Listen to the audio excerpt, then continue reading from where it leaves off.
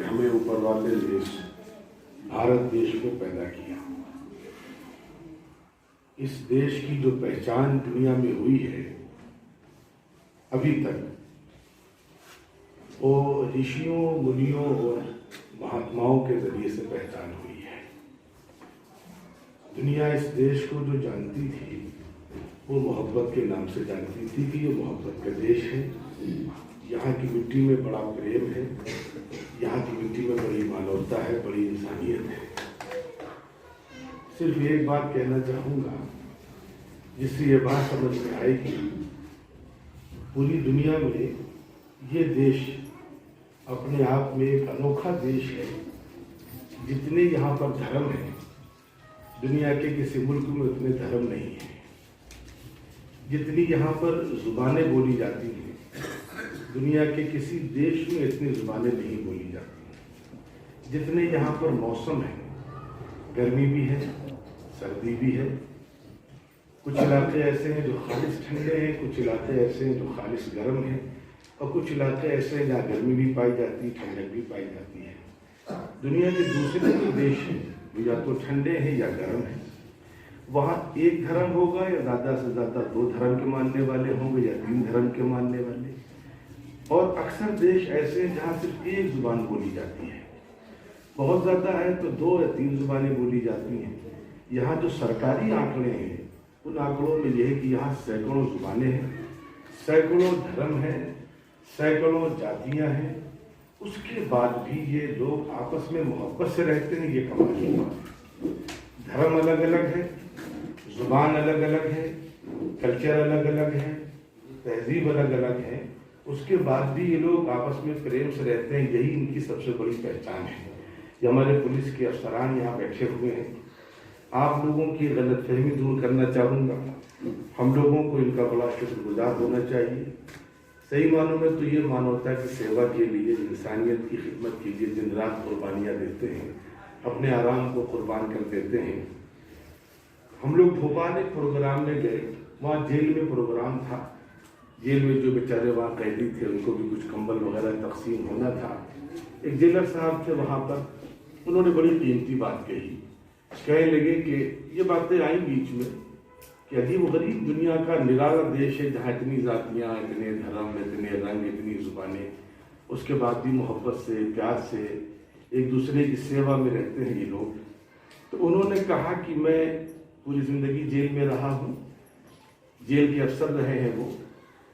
انہوں نے کہا کہ جو لوگ یہ سوچتے ہیں کہ اگر ایک ہی دھرم ہوگا, ایک ہی زبان ہوگی, ایک ہی کلچر ہوگا تو شاید یہاں پر جھگڑے ختم ہو جائیں گے, یہ ان کی بہت بڑی بھول ہے.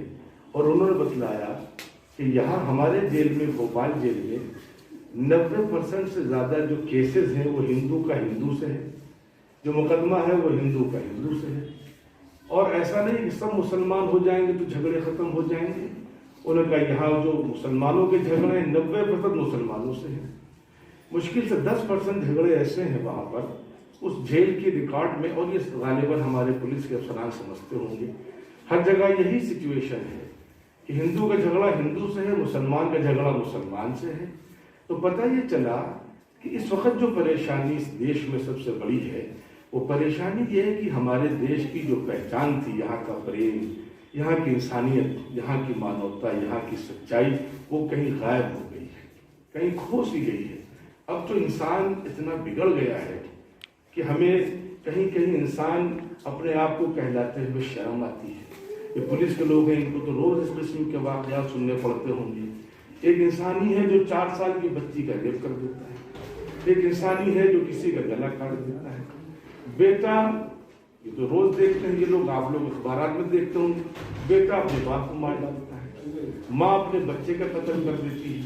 تو یہ جو انسانیت کہیں غائب ہو گئی ہے, اسی انسانیت کو تلاش کرنے کے لیے, اسی انسانیت کو دوبارہ زندہ کرنے کے لیے ہندوستان کی جو ایک پہچان تھی, اٹل بہاری جی جب ان کے نام سے آج یہاں پر سارے یو پی میں, سارے دیش میں پروگرام ہو رہے ہیں, اس سوسائٹی کے فاؤنڈر جن کا نام مولانا علی میاں تھا, ان سے ملنے کے لیے اٹل جی دتوے آئے, لکھنؤ میں آئے.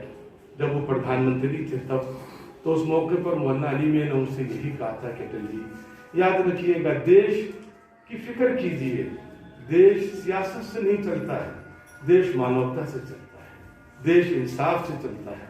क्योंकि प्रधानमंत्री थे इसलिए उनसे उसी लेवल की बातें करी। आज हम लोग यहाँ बैठे हैं, ये पुलिस का जो सिस्टम है ये जानवरों के लिए नहीं है, इंसानों के लिए है। इस देश को अगर खतरा है तो इंसानों से, जानवरों से खतरा नहीं है। हम आप यहाँ पर आए, यहाँ जितने लोग बैठे हुए हैं यहाँ पर, वो हिंदू हो या मुसलमान हो, सब भारतीय हैं, सब इंसान हैं और सब एक माँ बाप की औलाद है। अलग बात है कि कोई हिंदू मजहब को मानता है, कोई मुसलमान है, कोई सिख है, कोई ईसाई है, लेकिन एक चीज ये बताइए, हिंदुस्तान की जो असल पहचान खो गई है। हमारी बेटी स्कूल जाती है, छुट्टी 1 बजे होती है, अगर 2 बजे तक हमारी बिटिया घर नहीं पहुंचती है, हम परेशान होने लगते हैं। दिल में तरह तरह के ख्याल आने लगते हैं कि न जाने हमारी बिटिया के साथ क्या हो गया होगा। 1 घंटा हो गया हमारी बेटी घर नहीं पहुंची, उल्टे सीधे ख्याल भी दिमाग में आने लगते हैं। लेकिन ये बताइए, जितने लोग यहाँ बैठे हैं, क्या कोई ये सोचता है कि हमारी बेटी को किसी जानवर ने नुकसान पहुंचा दिया होगा, रास्ते में सांप मिल गया होगा, रास्ते में शेर मिल गया होगा? नहीं, हर आदमी ये जानता है अगर रास्ते में हमारी बिटिया के साथ कोई अनहोनी हुई होगी तो इंसान नहीं की होगी। इंसान इस वक्त इतना बिगड़ गया है कि उससे डर लगने लगा है। उसी इंसान को दोबारा इंसान बनाने के इस वक्त जो काम हो रहा है पूरे देश में, उसी काम की आज यहाँ पर आपके सामने एक मिसाल पेश की जा रही है। ये कंबल कितने का होगा? 400-500 रुपए, 1000 रुपए का होगा? नहीं, हम कंबल देने नहीं आया, हम ये बतलाने आए कि हम सब एक माँ बाप की संतान हैं, हम सब एक देश के रहने वाले हैं। इस देश में मोहब्बत करना हमारी जिम्मेदारी है, हमें देश को ऊपर तक ले जाना है। और याद रखिएगा, ये तो हमारी बच्चियां हैं, बहनें हैं, जहाँ लड़के होते हैं मैं उनसे ये बात कहा करता हूँ, तुम हिंदू हो तब भी तुम ये मानते हो और मैं मुसलमान हूँ तब भी ये मानता हूँ। अगर हमने किसी को नुकसान पहुंचाया तो उसका बदला हो सकता हो दुनिया में हमारे ताल्लुकात मिनिस्टर से हो, हम पैसा खर्च करके कानून खरीद सकते हो, लेकिन ऊपर वाला सजा जरूर देता है। अजब निजाम है, आज नहीं तो कल सजा मिल करके रहेगी। और जिन लोगों ने दूसरों को बर्बाद करके अपने महल बनाए हैं, उनकी नस्लें बर्बाद हो गई हैं। वो बड़ी कहावत मशहूर है कि एक मालिक दुकान में बैठा हुआ था, वो घर से गुस्सा होकर के आया और उसने अपने नौकर को मार दिया। नौकर को बड़ा गुस्सा लगा कि बेवजह मार दिया, लेकिन नौकर था, कुछ बोल नहीं सकता था। वो बेचारा मारे गुस्से में घर जब शाम को गया, उसको किसी बात पे गुस्सा आया, उसने बीवी को मार दिया। बीवी भी शौहर से कुछ नहीं कह सकती थी, बीवी को गुस्सा आया, उसने बड़े बेटे को मार दिया। और बड़ा बेटा अपना गुस्सा किस पर उतारे?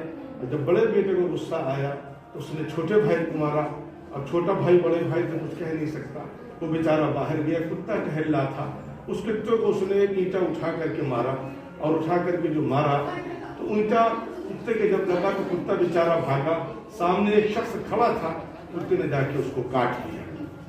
अब सवाल यह है कि मारा तो इस बच्चे ने था, कुत्ते को उस बच्चे को काटना चाहिए था, लेकिन कुत्ते ने उस इंसान को जाकर के काटा। जब बाद में पता किया गया तो पता चला कि ये वही मालिक है जिसने अपने पहले नौकर को मारा था। तो ऊपर वाले ने एक निजाम बनाया, एक सर्किल है। अगर हम किसी के साथ जुल्म करेंगे, ज्यादती करेंगे, किसी को सताएंगे, किसी को धोखा देंगे, तो ठीक है। आज देखिए हिंदुस्तान में, आज मैं कोठियों की बात नहीं कर रहा हूं, मैं शहरों की बात कर रहा हूं। ऊपर वाले ने शहरों को वीरान कर दिया है, नए नए शहर आबाद हुए हैं। हम सब ये मानते हैं, किसी धर्म के मानने वाले हों, कि हमने अगर किसी का दिल दुखाया, हमने किसी को तकलीफ पहुंचाई, तो वो सजा हमको भुगतनी पड़ेगी। हम भुगत लें तो ठीक है, और हम नहीं भुगतेंगे तो हमारी आने वाली नस्लें वो सजा भुगतेंगी। तो असल इंसान होने का काम ये है, हम दूसरों के काम आए, किसी को सताएं नहीं, किसी को परेशान न करें। हमारी यही पहचान थी कभी इस मुल्क में। इसीलिए मैं दोस्तों, आज इस मुल्क में सब कुछ है, हमारे पास गाड़ी भी है, लेकिन वो शांति नहीं है, वो प्रेम नहीं है, वो सुकून नहीं जो आज से 100 साल पहले, 150 साल पहले इस देश में रहा करता था। लोग बेचारे भूखे रहते थे लेकिन खुश रहा करते थे, एक दूसरे के काम आते थे। आज एक दूसरे से डरने लगे हैं। तो बस मैं ज्यादा वक्त नहीं लूंगा। इसी मकसद के लिए इस देश में एक काम शुरू किया गया, और अल्लाह का शुक्र एहसान है कि हम फिर अपना भूला हुआ सबक याद कर रहे हैं। मैं आपका भी और यहाँ के पुलिस अफसरान का भी, नासिर साहब का भी, और सबका बहुत शुक्रगुजार हूँ, और आपको दुआएं देता हूँ। और मेरा यकीन है कि जिन लोगों ने भी कोऑपरेशन किया है, इंसानियत के काम आए हैं, انسانیت کے کام آئے ہیں جو لوگ اوپر والا ان کی رکھوالی کرتا ہے۔ بس آخری واقعہ ہمارے یہاں جو ہماری دھارمک کتاب ہے قرآن مجید، اس میں لکھا ہے کہ ایک پیغمبر گزرے، ایک مہاتما، ایک پروفٹ، اپنے دور میں موسیٰ علیہ السلام، وہ کسی سفر پر جا رہے تھے ایک دوسرے پیغمبر کے ساتھ۔ اوپر والے نے ان کو حکم دیا کہ دیکھو فلاں بستی میں جاؤ، وہاں ایک دیوار ہے جو گر رہی ہے، کیا کرنا ہے؟ اس دیوار کو سیدھا کرو جا کر کے۔ اوپر والا اس وقت کے جو سب سے مہا پرش تھے، سب سے پروفٹ تھے، کیلف تھے، پیغمبر تھے، ان کو حکم دیا کہ جاؤ۔ پوچھا کہ وہ دیوار کس کی ہے؟ کسی پیغمبر کی ہے؟ کسی مسجد کی ہے؟ کسی مندر کی ہے؟ کہا نہیں، دو چھوٹے چھوٹے یتیم بچے ہیں، ان کا گھر ہے، پرانا ہو گیا ہے، اور اس دیوار کے نیچے ان کا خزانہ دفن ہے۔ بس وہ یتیم ہیں، لیکن ان کے ماں باپ بڑے نیک تھے، دنیا کے بہت کام آتے تھے۔ اس لیے میں یہ کہہ رہا ہوں کہ دیوار کو سیدھا کرو جا کر کے۔ اگر دیوار ابھی گر گئی تو محلے کے لوگ اس کا خزانہ لوٹ لیں گے۔